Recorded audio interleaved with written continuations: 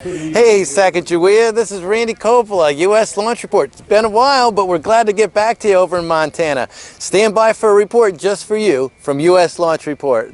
DSCOVR is a joint mission of NOAA, NASA, and the U.S. Air Force, and is a spacecraft that will be launched atop a SpaceX Falcon 9 rocket tomorrow at 6:10 p.m. Eastern Time from Cape Canaveral Air Force Station here in Florida. And we are very... T-20.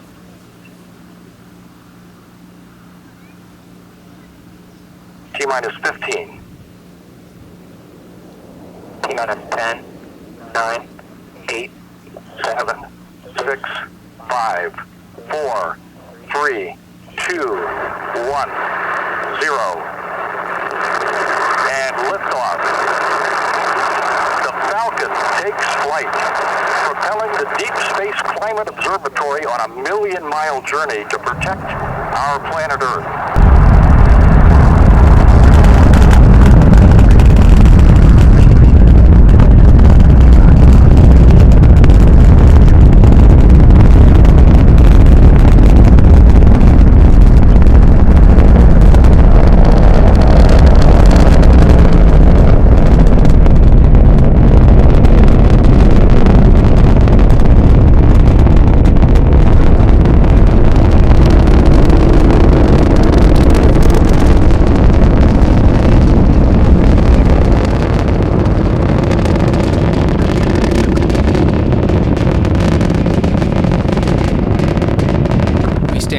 We stand at this point on sort of on the threshold of history. We are seeing tomorrow the launch of DSCOVR, the first operational space weather mission to be launched by NOAA into deep space. It's a very exciting time for all of us. This has been a long time coming as well. DSCOVR started as the Triana mission, just got created and conceived by NASA in the late 1990s. It was completed, tested, and ready for further deployment for flying when it was canceled around the turn of the century, around 2001. There it went into storage and sat there for several years until in the 2007 to 2008 period, NASA and NOAA together looked at it, evaluated DSCOVR, pulled it out of storage, checked it out to see if it was still a viable and capable instrument and satellite, and determining that it was and that it could meet NOAA's space weather mission requirements. 2, 1, 0. And liftoff.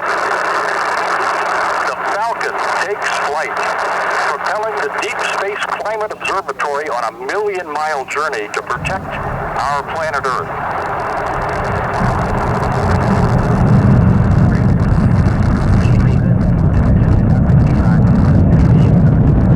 Space weather, you'll hear a lot more about space weather and why we're interested in and concerned about it from Dr. Berger in a moment. But I'll just lead off by saying that the potential for solar storms. Solar storms can have a potential to provide significant impact to the Earth and to the society. Major economic critical sectors could be affected by it, such as aviation, telecommunications, power grids, and global positioning systems could be affected by the significant solar storms which could come our way.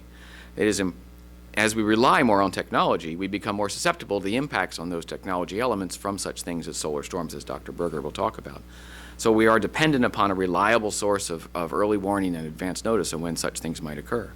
DSCOVR, when it launches, will take about 110 days to get to its observing point, which is kind of a unique place for us. As I said, it's the first deep space observer we have. It will be sitting at what's called the Lagrange point, which is a gravitationally stable point between the Earth and the Sun, about a million miles away from the Earth, directly in line with the Sun. From that position, it is staring at the Sun and taking in situ data of the measurements of the wind, the solar wind, and coming from the Sun in real time, and transmitting that data directly to the Earth. Looking backwards, it's also observing the Earth as a secondary payload opportunity there. 10, 9, 8, 7, 6, 5, 4, 3, 2, 1, 0. And liftoff.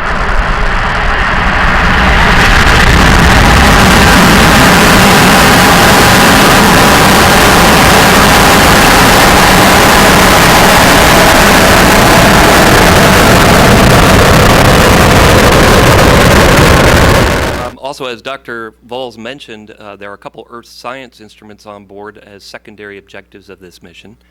And those instruments will be acquiring very important Earth science data including looking at the aerosol content, ozone, and the radiation balance of the Earth.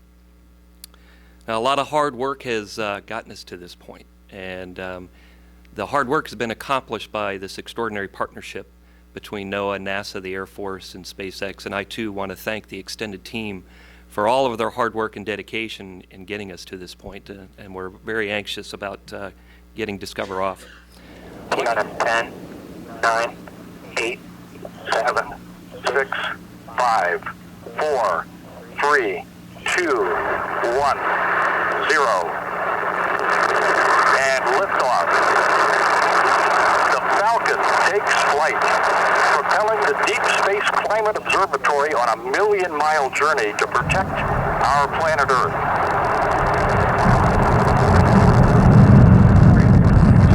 Yes, EPIC will be taking images, full-resolution images of the sunlit disk of the Earth, approximately 4 to 6 times a day, and then downloading those images over our Wallops Island ground station, and then those images will be posted roughly a day later, and they'll be posted on a website for everyone to see, a public website, so that those views will be there. The original vision was to have that real time, but we won't be doing that for this mission. It will be those images posted about a day later on the website. 10, 9, 8, 7, 6, 5, 4, 3, 2, 1, 0. And liftoff. The Falcon takes flight, propelling the Deep Space Climate Observatory on a million-mile journey to protect our planet Earth.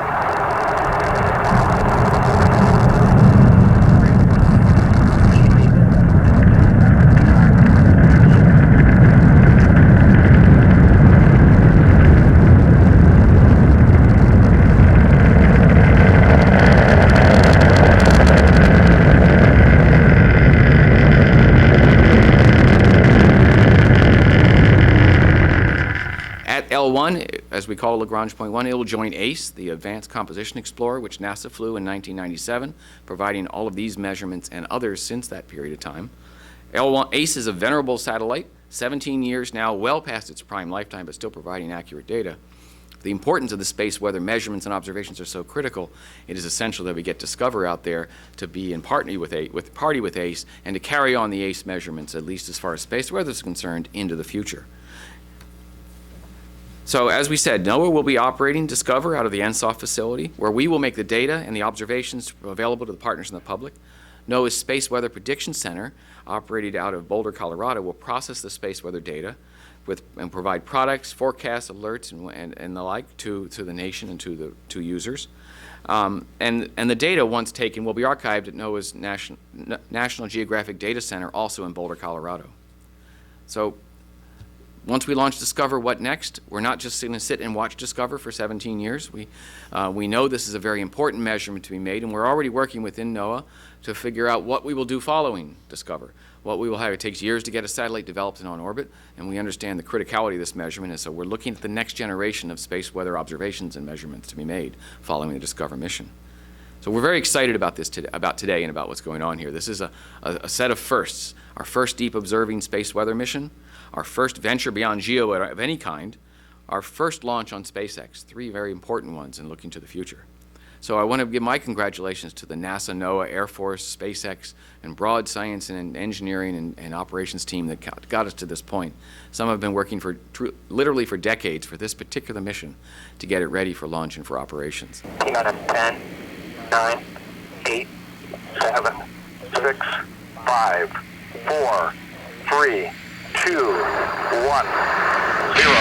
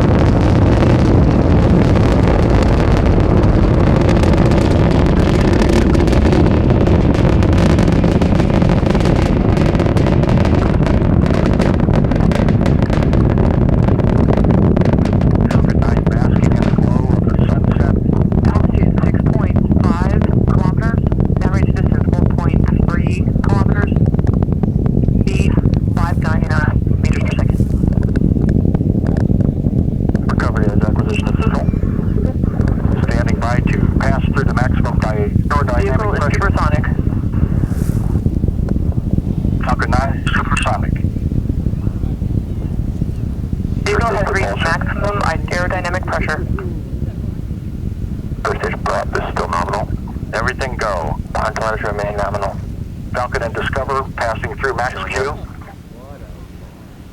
2 minutes into the flight of Falcon. Vehicle remains on a nominal trajectory. Altitude 33.9 kilometers, downrange distance 20.9 kilometers, speed 1468 meters per second. Downrange distance 50.0 kilometers, speed 2350 meters per second.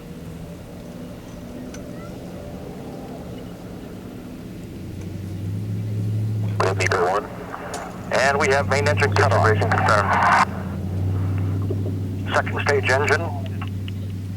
Ignition. Here we have stage 2 engine ignition.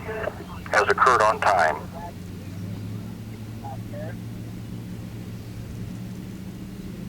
It's not lighting. The Falcon 9 Merlin vacuum engine producing 92,000 pounds of thrust, continuing to carry Discover to its place in space.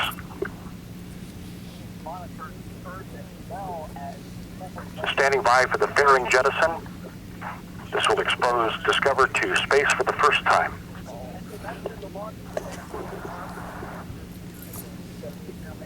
And we see a fairing jettison.